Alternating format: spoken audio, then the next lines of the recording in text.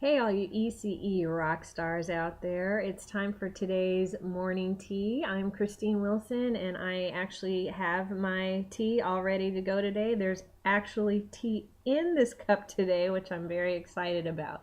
So let's get it started. I got a lot of feedback from that last funny video that I made, and I just want to let you all know that one of the questions that I got was really important and I want to share it with you. Number one, because I've done a lot of research on this very subject. In fact, I'm doing my doctoral dissertation on this subject right now.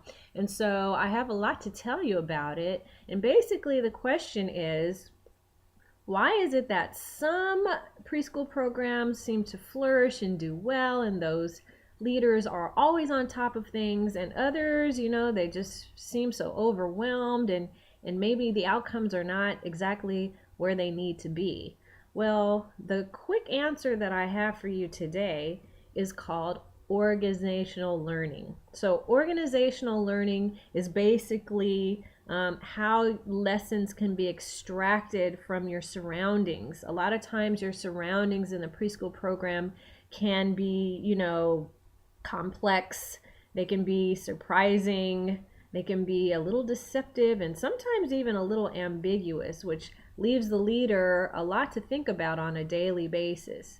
So what I really want you to think about right now is the best leaders always seem to address their issues in the same exact way every time. And there's lots of research out there on this.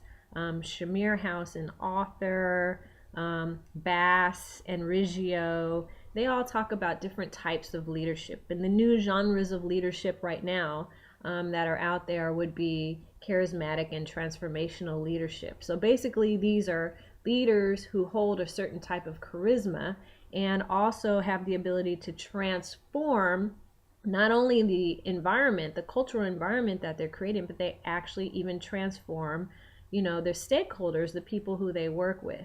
And so one of the key attributes that these leaders have is they have the ability to think in a certain way. Number one, they use their intuition.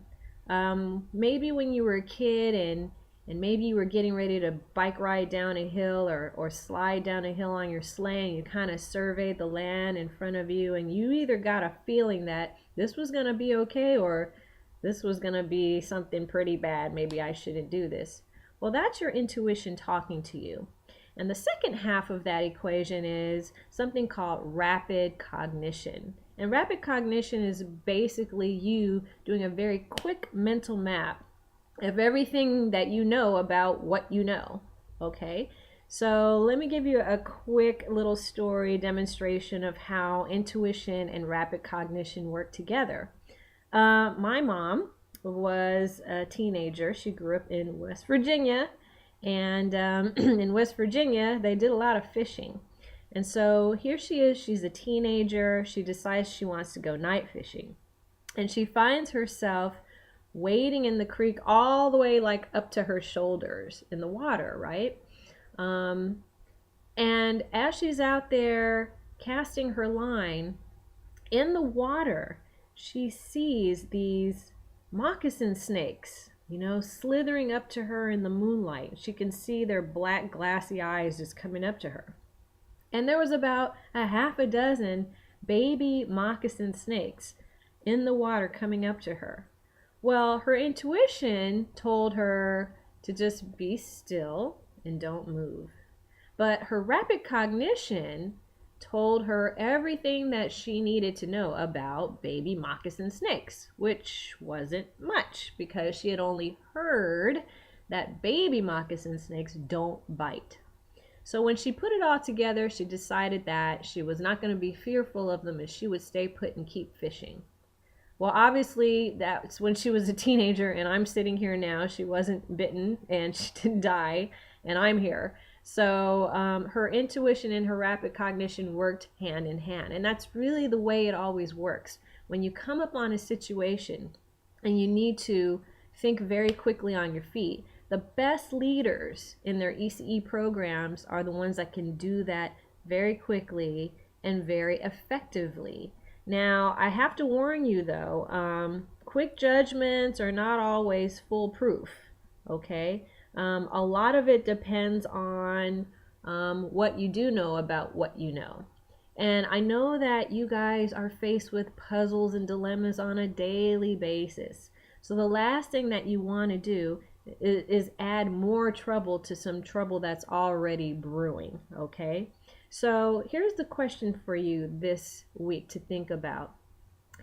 You have intuition and you know what you know, but in what ways in your program are you creating a cultural climate where you're constantly getting information and feedback about what's going on in the program so that you can know more about what you know to make those quick, effective decisions?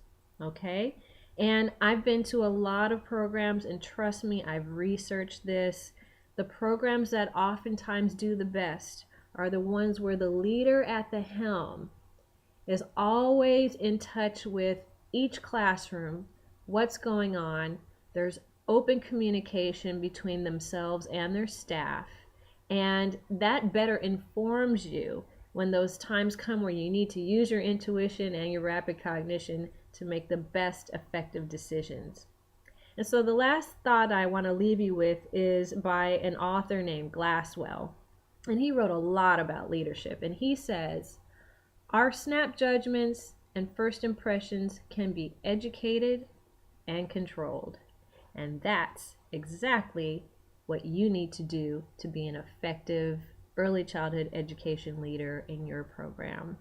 Well, I hope you enjoyed today's morning tea. I'm going to enjoy mine now.